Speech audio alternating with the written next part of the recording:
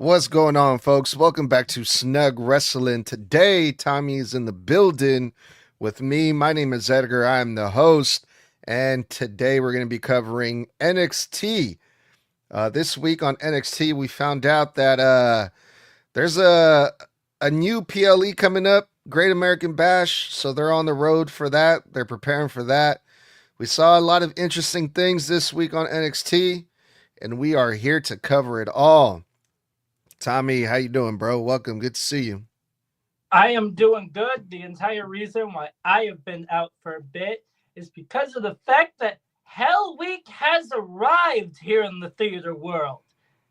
That's basically, for the people who don't know any theater terms, Hell Week is essentially where it is the final week before the performance. It is where we put in the costumes, the mics, the lights, everything. So that has been the chaos that it has been. Luckily, this weekend will be the end of that. Yeah, dude, you've been busy. You've been a busy bee this week, but you still managed to pull through and be here with us today. So, hardworking man is Tommy T acting. But yeah, man, I'm glad that you're here. How did you feel about NXT overall this week? NXT overall, I had to skip through a lot of it, unfortunately, due to time stuff, because I was kind of doing it like in between when I had breaks, because all of that. Yeah. So I skipped through every entrance and every backstage segment and kind of just focused on some of the matches. So there Yeah. were points, even in matches, where I'm just like, I don't really care about this too much. Just Yeah. gonna skip right through it here and there. So that was just my biggest thing, is the fact that due to time reasons, I was not able to fully pay attention to the show like I normally would. Well, that's not going to be a problem because I do the same thing even when I'm watching it live.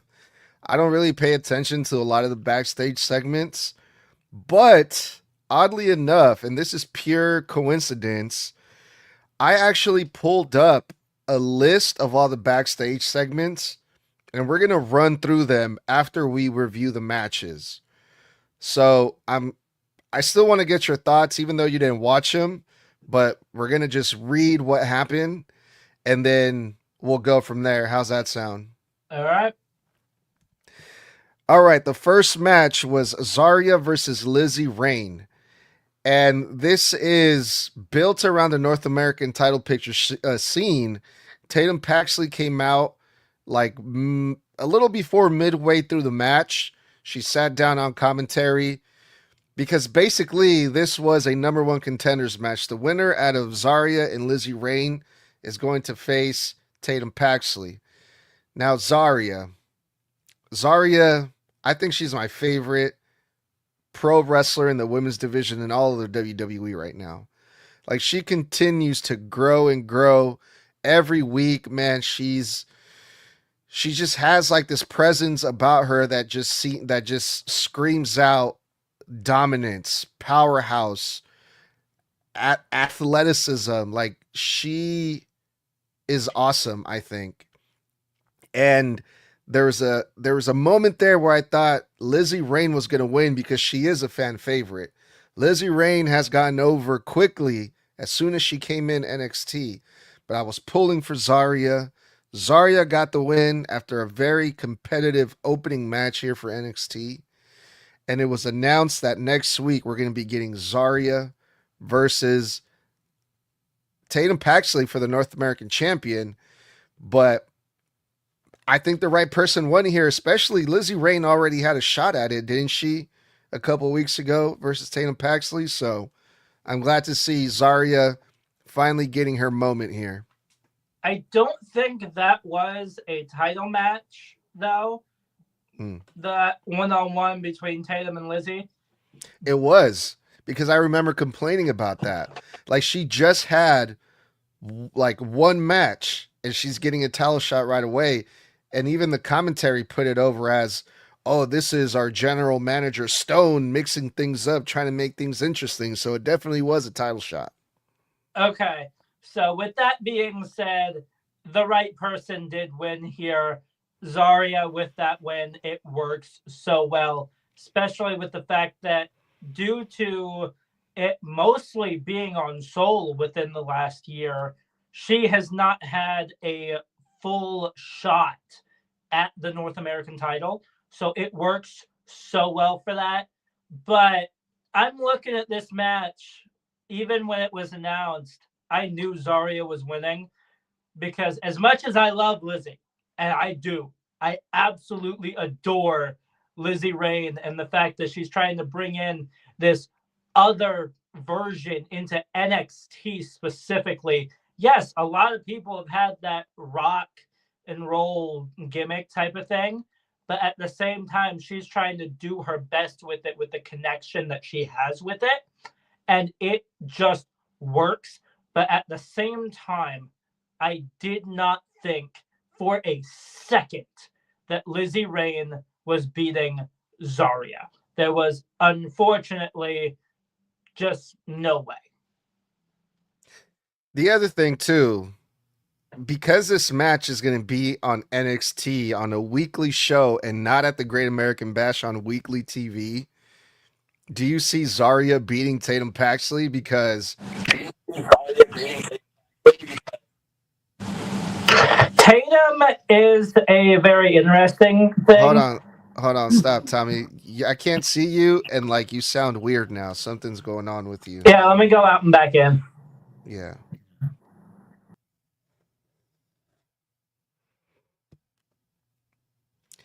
Having some technical difficulties, so we got to wait on Tommy. I don't know what that was about, unfortunately.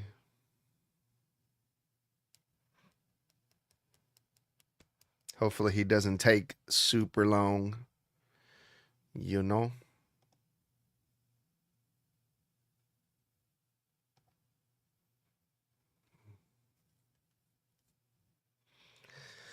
Come on, Tommy, come on.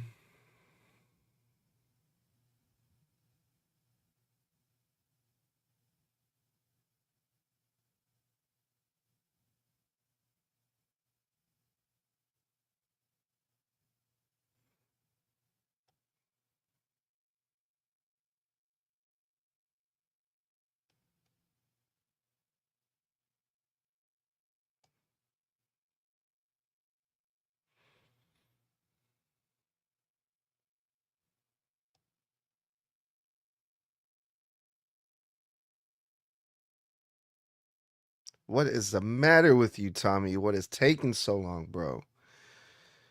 There he is. What in the world was that? I have no clue. It went black on my end, and then all of a sudden I could see you in the small version, but I couldn't see you in the big. So All right, from it the was so top. confusing. So Tatum Paxley is a very interesting thing with that because of how connected she is with the fans and the fans' connection with her. She is over like there is no tomorrow. Zarya might stand a chance, and I think that overall that North American title match next week could go either way. I hope so, man, because the way this whole story has been built with Zarya in the North American title, I mean, it's the whole reason why her and Sol Ruka broke up, and they that it led to that big feud that they had, Sol and Zarya, and then Sol Ruka went to the main roster and Zarya stayed on NXT. So it's like Zarya has to get that championship belt eventually. But is this too soon? Because like you said, Tatum Paxley is super over with the crowd. It might be too soon for Zarya to win this North American champion. I hope she does, because as I mentioned before, I'm a huge fan of hers and I want to see her win. But I just feel like if Zarya was going to win the title, it probably should have been at the Great American Bash, but they're going to do the match next week, right? I feel like Tatum just got the title too.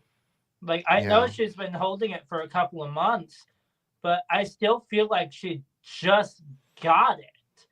But I really, really wish this was at Great American Bash, especially with the fact that this is their first PLE on the CW network, because that's where they're going to start having the PLEs now.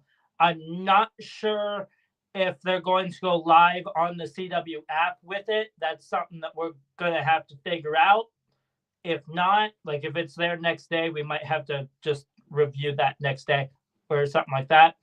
But at this point, I just seriously wish that that was the spot that they decided to put it. Yeah, fair enough. We finally saw Saquon Sugars for a split second there. You know, a couple of weeks ago, the Dark State turned on Sugars. They beat him up badly. They put him through the table, and the announce table broke like a piñata because there was candies laying around everywhere. And we saw Sugars at the very last second of last week's show appear outside of the building, just like looking down at the Dark State from above. And then the Dark State were getting ready for their tag team match, and Saquon Sugars attacked one of the Dark State members with the baseball bat. So this match had to be postponed, right? They had to call it on the fly, and another match took place for this tag team match that was supposed to happen. One thing is for sure. Great to see Saquon Sugars back. Get, a little bit of revenge, but, he's not going to just stand around and, get bullied by the Dark State. He's coming for them, so that was good to see. But also, on the other hand, how many times do they do this? I feel like they do this at least once a week, where someone is going to have a match, they get beat up backstage before the match, and it's like, oh, now we got to put another match. It's just they do it all the time. But what did you think about that, Tommy? This is not the first time since he got kicked out of Dark State that he was looming around in the background. Last week, we did not review that, but still, last week, what happened was, very, very end of the show, there's a little promo going on with Dark State as they're walking down the hall or something like that. And as soon as Dark State walks out of frame, all of a sudden in the background, on top of a building, you can see Saquon Sugars just leaning down, watching over him.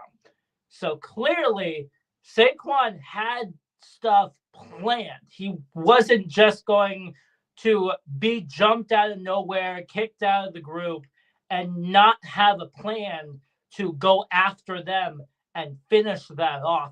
It's the same thing that we're seeing on the main roster with Seth Rollins involving the Vision. Because Seth's entire thing is, I'm going to take out the Vision one by one until it's completely gone. I feel like Saquon Sugars is doing the same thing. Fair enough. Yeah. That sounds about right, I think. All right. And then we had the tag team match that took place of Dark State's match, which was Out the Mud versus the Coling. Now, like you said, Tommy, we didn't go over NXT last week, but the Coling was supposed to have a match last week, and I believe it was a number one contenders match. For the winner was going to face the tag team champions, but Sean Spears decided to attack, was it Out the Mud before the match? Yeah. And like the match was called off. And that didn't make sense to me because I'm like, Sean Spears is supposed to be the veteran. He's supposed to be the smart guy here. Why would he jeopardize his own opportunity for a tag team title shot by attacking their opponents before the match? And this basically is what led to this match right here, Out the Mud before the Coling, if I'm not mistaken, right? Yes. This Jesus, match was okay. supposed to happen last week. It clearly did not happen because I think what happened with that is he realized, wait, I clearly made a mistake here. I planned this tag match right here when at the same time, the main event of last week was none other than Lola Vice and why the hell can't I remember her name? From the There's a Coling. Izzy Dame? Yeah, it was Lola versus Izzy Dame for the NXT title. I think that last week, that's kind of what screwed him up, is he realized, wait, I need to find a way to get rid of this match. That way we're there for her. Yeah, I don't get it, man. I don't get it. It made no sense. And then to top it all off, the Colling, they lost versus Out the Mud, and now they're trying to tell the story that there's a bit of miscommunication within the Colling. They're kind of dealing with some internal issues. They're not really agreeing on stuff. They're kind of spiraling a little bit.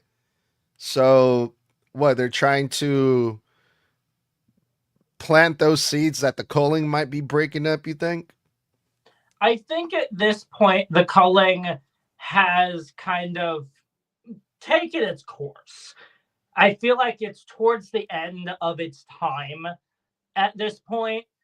So I feel like Izzy is kind of better off on her own. Yes, good old Spears being there works for her. It helps her out. But at the same time, last week, she literally had a match for the NXT title. Did she lose? Yes. But at the same time, you still just had a match for the top title in the women's division. So I think it's only a matter of time before the Culling breaks up at this point. I think it's about time that Jackson Drake gets some type of title shot or something. Because Jackson Drake, I feel like he's been wrestling on NXT every single week for at least the past 4 or 5 weeks. And he's been racking up a lot of wins lately. Yes, it has been with the help of his faction and good old Lockwood, who's been assisting Jackson Drake behind the referee's back. But hey, a win is a win. And I mean, if we got people like Lizzie Rain, who just came in and gets a title shot, I think we can give Jackson Drake a title shot of some sort. Not the speed title.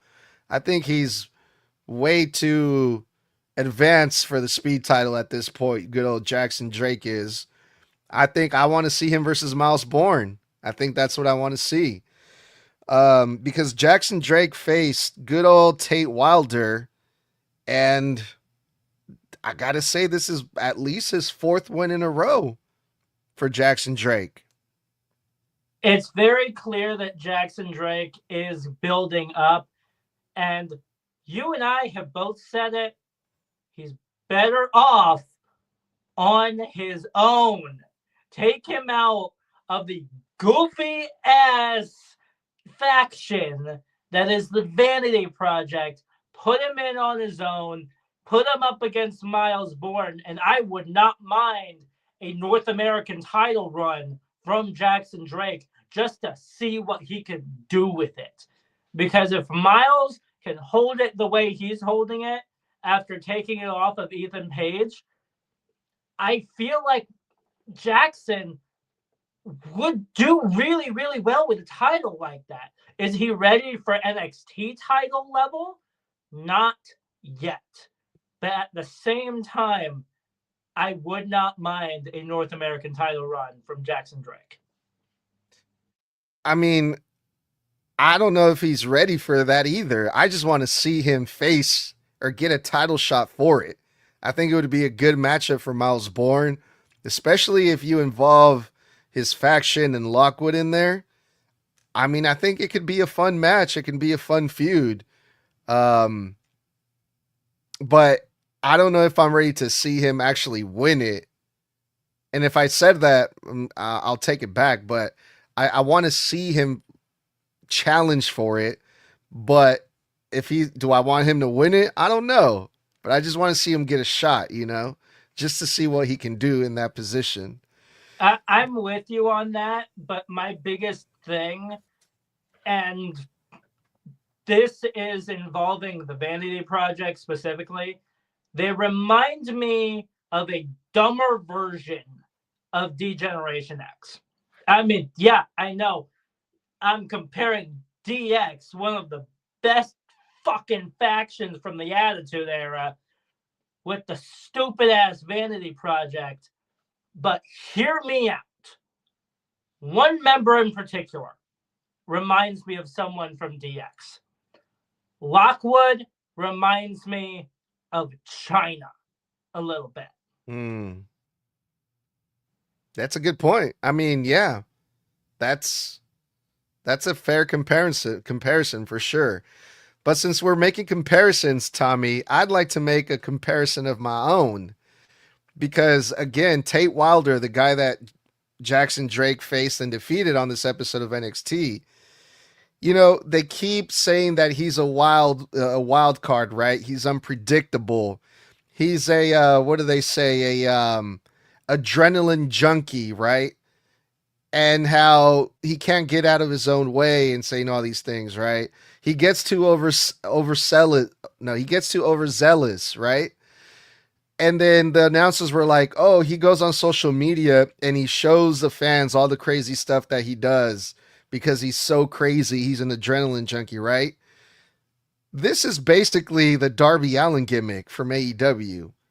They're basically describing Darby Allin. That's what it reminds me of when they put over Tate Wilder as this crazy, insane person who just does crazy stuff. All he's missing is the skateboard and the face paint. And this is basically Darby Allin's gimmick, is it not? Yeah, I've seen clips of Darby Allin because I don't really watch AEW all that much. I see clips here and there.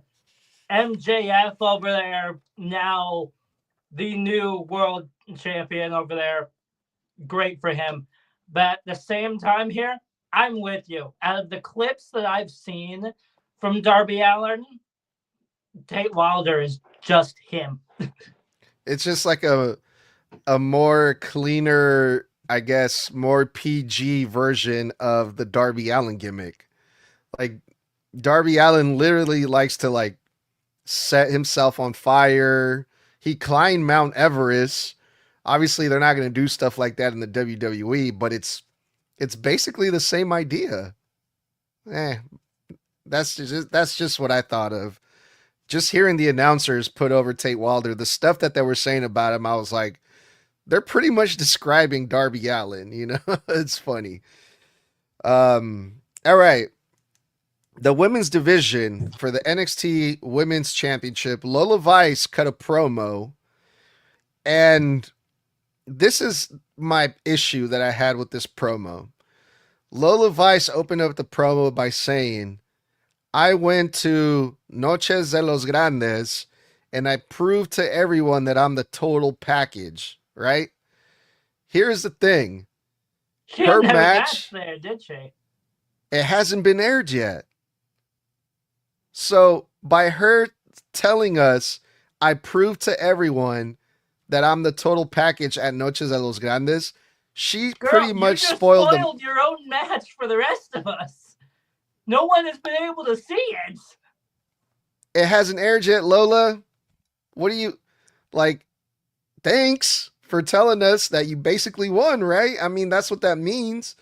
If she would have lost, I don't think she would have said, "I proved to everyone that I'm the total package." Your match hasn't aired yet, girl. Thanks. Now what? Am I still supposed to watch it or what the fuck? You probably could have said that next week and gotten away with it, but not now.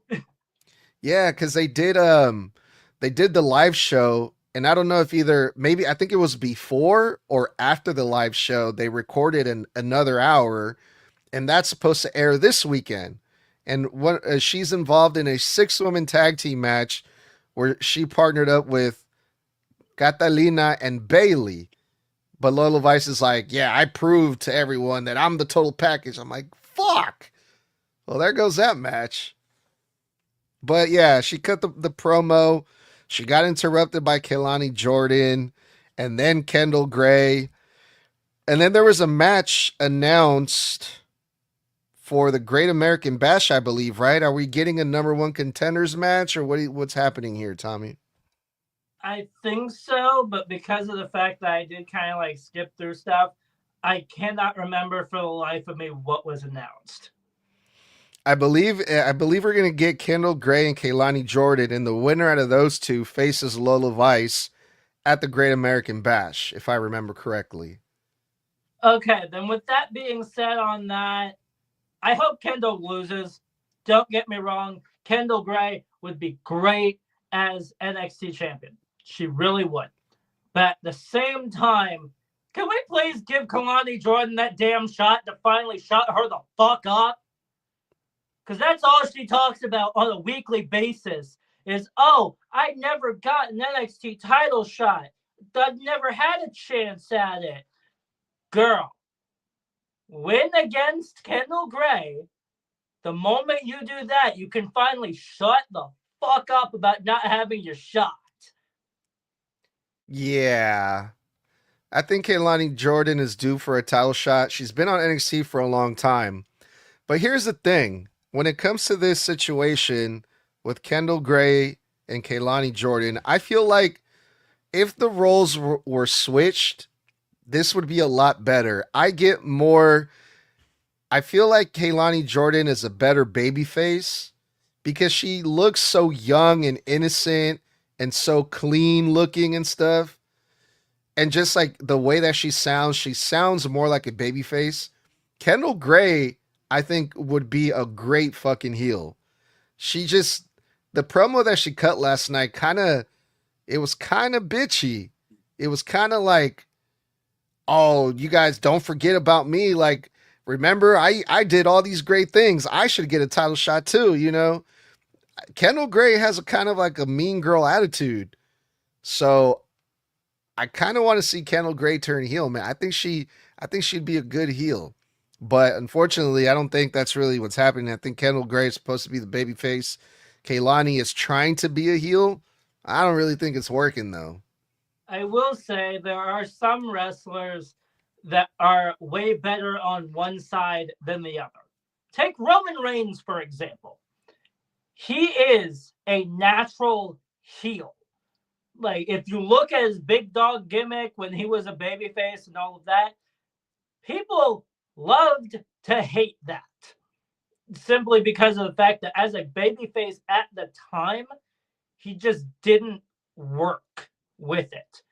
But yet, when he became the tribal chief, when he became the OTC, the head of the table, like he is now, because he's kind of a tweener right now, but more leaning towards heel a little bit. He's a way better heel than he is a babyface.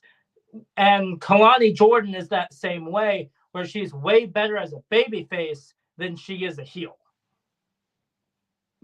All right. And then we had for the Speed Championship, Romero Moreno versus Lexus King. And because this is a championship for the Speed title, it's 5 minutes instead of 3 minutes. And Lexus King beat good old Moreno in about 4 minutes, 30 seconds. With 30 seconds left, Lexus King hit his finisher and defeated the young Spaniard, Romeo. What'd you think about this one? It was a speed match. At this point, I'm kind of getting annoyed with these matches because they kind of feel like filler. Like, why are you having a speed title if this thing was originally made for Twitter? Like, with that, it fits for Twitter because Twitter is like, hey, look, you can have like this short match on there. It works. But when you take it off of Twitter and put it onto your full show, it just feels like nothing but filler, especially with someone like Lexus King.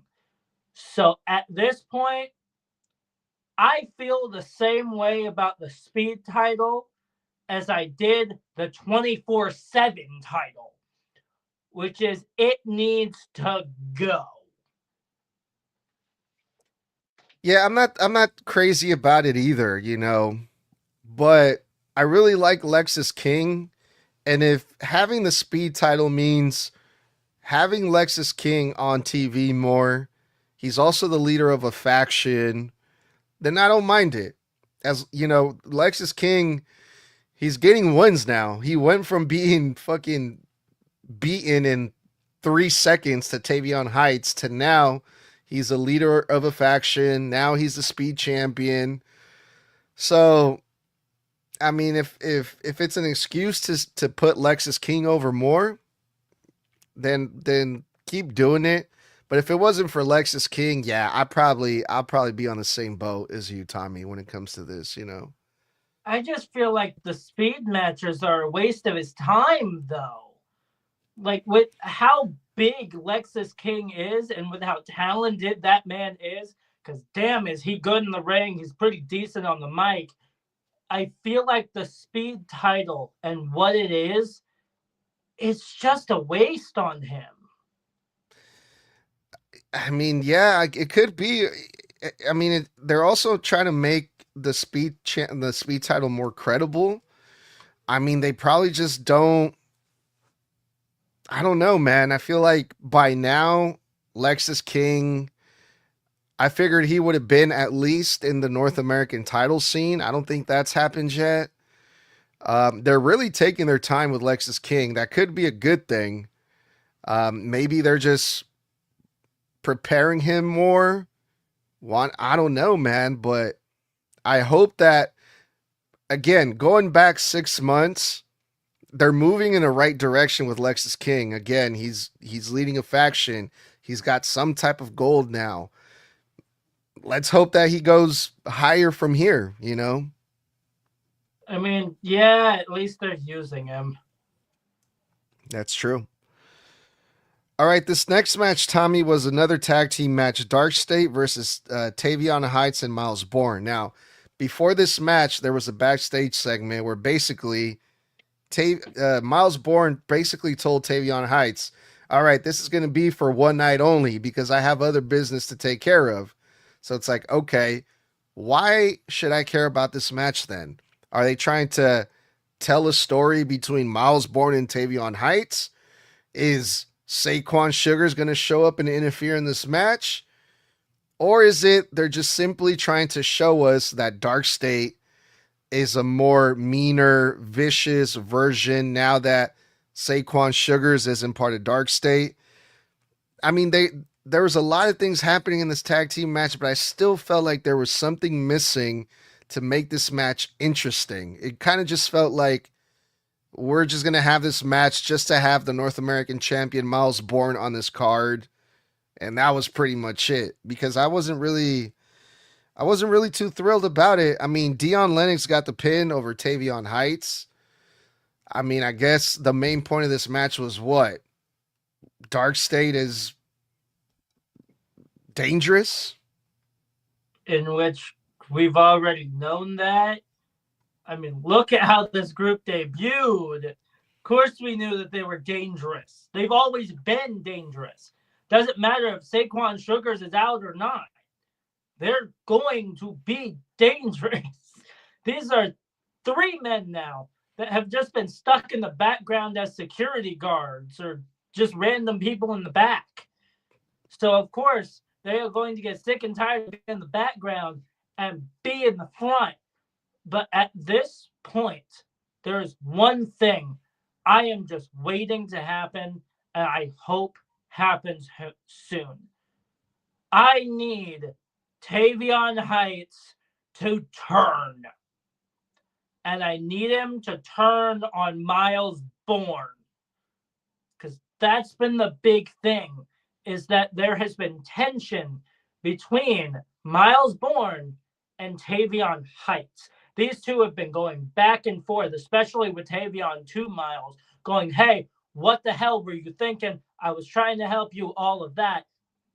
He even brought up the fact that, because I was able to watch a little bit of it, he even brought up the fact that Tavion and Miles used to crush in the tag team division for a bit. So I'm just waiting, and God, I hope it happens soon, that Tavion Heights turns heel on Miles Bourne and goes after that North American title. All right. And then for the main event, we had Tony D'Angelo, the NXT champion, versus good old Kam Hendrix, and the title was on the line. Now, Kam Hendrix every week has been saying that he pinned two champions, right? But remind me again, Tommy, because he technically only pinned one champion, right? He pinned Miles Bourne, who was teaming with Tony D'Angelo. But Kam Hendrix is like, I pinned two champions. No, motherfucker, you pinned one. You pinned Miles. That's it, dude. Yeah, which everyone thought, okay, or at least I thought, okay, you pinned Miles. You should get a title shot for the North American Championship. But no, Kam was like, nah. I want the NXT title, not the not the North American title. So he got a title shot versus Tony D'Angelo. Good old Naraku was sitting in the crowd watching this match closely. And Mason Rook appeared at the end of the match. And Tony D'Angelo defeated Kam Hendrix. But basically, this was like a 3-on-1 situation. I think one can say Tony D'Angelo got the win thanks to Naraku and Mason Rook, right? Yeah, the main thing that was being said here was, will Naraku keep his word and protect Tony D'Angelo's title reign? Because it's very clear that Naraku wants to be the one to take it off of Tony D'Angelo. So he's doing whatever it takes to keep that title on Tony D'Angelo. And it worked perfectly. But here's the big thing. It was announced that next week we are getting a number one contenders match between Naraku and, God, you just said his name and I completely Mason forgot. Rook. Yes, and Mason Rook. These two are getting a number one contenders match. Whoever wins will go up against Tony D'Angelo for the North American title. And I hope Naraku wins. Don't get me wrong. He's great. Mason Rook looks great. He works. But is he ready for the NXT title? Absolutely fucking not. I would say go after the North American title. Build up a little bit. Don't just go straight in and just go, hey, I'm here. Tony D'Angelo, I want you, bud. Like, I get it. Everyone wants to be the top of the card. Everyone wants that main title. But some people are not ready for it yet. Naraku, he's ready for it. Look at his New Japan Pro Wrestling stuff. Watch that. He is well ready for the NXT title and having like a main title. Hell, he has held a main title before in New Japan. So it works for that. He is ready. Mason Rook is not. He just got here. He needs to build himself up a little bit more before jumping into the deep end like Kam Hendrix did going after Tony D'Angelo. Because that man bit off way more than he could chew. Yeah, I think the match that I would have rather see 100% at Great American Bash is Naraku versus Tony D'Angelo. However, I don't mind waiting for that match. And if Mason Rook wins next week, I wouldn't mind seeing Mason Rook versus Tony D'Angelo at Great American Bash. Only just so we can get that match out of the way. Because the match that I really want to see is Naraku versus Tony D'Angelo.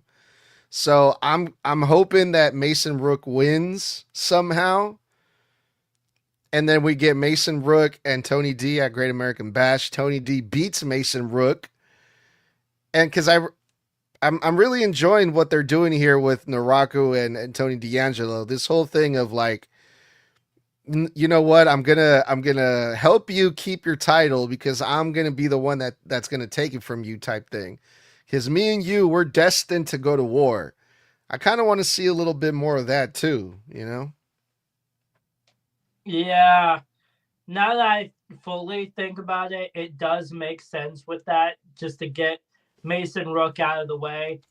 But at the same time, I still don't feel like he's ready for a match against someone as big as Tony D'Angelo.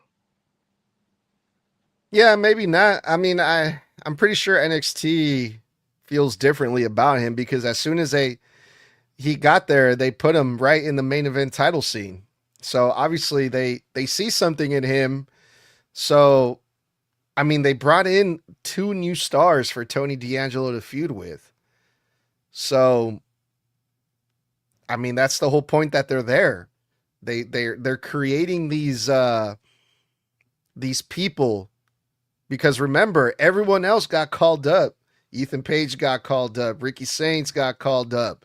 So it's like, who does Tony D'Angelo face? Well, they got to outsource and bring people in. So yeah, I don't know, man. Is he ready? I guess we'll see. But it's going to be very interesting next week. That's for sure, right? Oh, yeah. All right, just really quick, we're going to go over the backstage segments and just hear what you thought about these, Tommy. So, Osiris Griffin wanted to know what happened, and he told Robert Stone that Dion Lennox is taking his place. This was after Sugars attacked one of the Dark State members. Jasper Troy entered and had some words with Griffin from the Dark State. Dion Lennox hit a chair on Troy's back.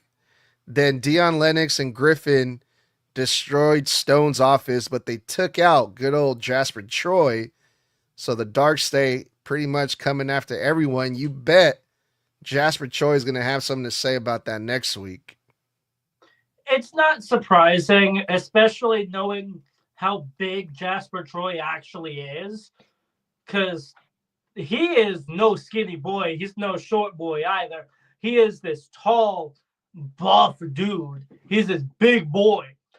So obviously, if you're going to try to pick a fight and take someone out, he is the man that you really, really want to have the numbers game against, simply because of how big he is. So it is not surprising at all that the entirety of Dark State's going, hey, Jasper Troy, you're done.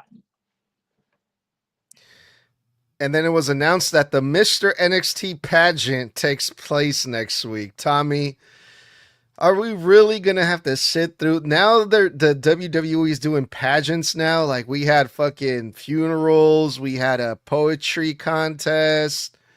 We've had it all, man. But I don't think we've ever seen a pageant, have we? Not in the WWE. At least not for men. No, we haven't. Is AI writing this shit too? I mean, I don't Because know, it but feels like it wrote the fucking gingerbread man shit on the main roster because that shit was atrocious. And now it feels like this is AI. I don't know, man. We can't knock it until it sounds goofy, right? But who knows? It might be good. We don't know until we try it, right? What if this turns out to be a thing and then it's something like, oh, they're going to do the pageant again? It could become a thing. It could become a meme. We'll see. I hope not. I really hope that this has not become a more than once thing, because if it does, that's going to be extremely concerning. I already hate this. And I love one of the men that's in there. I really do. But at the same time, I hate the fact that they're doing this. Yeah, this is going to be very weird, I feel like. I mean, yeah. We'll see. We'll see what happens with that. All right. Then Zarya, good old Zarya, attacked Tatum Paxley backstage to kind of build up their match for next week a little bit. It's not surprising. Zarya loves attacking people. That's her entire thing. is I am this strong woman who will absolutely take out anyone I want. And with it being Tatum Paxley, this only builds up everything that this is going to lead to, and I'm in for it. We already talked about Mason Rook and Tony D'Angelo. They had a backstage segment basically announcing the number one contenders match between Mason Rook and Araku next week. So we went over that. And then the other backstage segment was Natty and Jada Parker. Natty told Jada Parker her performance last week was less than mediocre. Natty added that she sees through Jada Parker. She's not afraid of her, but she knows Jada Parker is scared. Natty, have you met Jada? You kidding me? You're calling this girl scared? There ain't nothing that Jada Parker is afraid of connected to Natty Neidhart. There's just not, especially with the fact that I guarantee you she has watched every Natalya match there is just to go after her. So, Natalya, I'm sorry to tell you, but you are horrendously wrong about her because she's not scared of you. Then again, it's hard to take you seriously because this Natty Neidhart gimmick should have happened like 3 years ago. Yeah, I'm liking the feud that they're starting between Jada Parker and Natty. I hope that we get to see this match at the Great American Bash. Yeah, I think that's going to be a really good match. Both of these two women are freaking fierce in their own way, you know. So yeah, I'm looking forward to that. But yeah, that was everything that went down on this week's NXT. I'm pumped for the road to the Great American Bash. Looking forward to that PLE, seeing what else they come up with. And Tommy and I are going to be here to go over it all and share our unfiltered thoughts on WWE NXT. Tommy, I think it's time to call it here for tonight. Let's get up out of here, and we will be back soon. Ladies and gentlemen, that was this episode of the Snug Wrestling Podcast where we went through NXT. You can catch us every Monday, Wednesday, no longer Friday, but Sunday for Monday Night Raw, NXT, and Friday Night SmackDown. There's also that Thursday on TikTok Live between our glorious leader Snug and, of course, Mr. Blood, where you will go through relevant and important wrestling topics while also answering your fan questions as well. You can go get your merch, go support us there. That will be at tpublic.com/snug_wrestling. I repeat, that is TEE public.com/snug_wrestling. That was one time for the one time. 4 letters, 1 word. Yeet.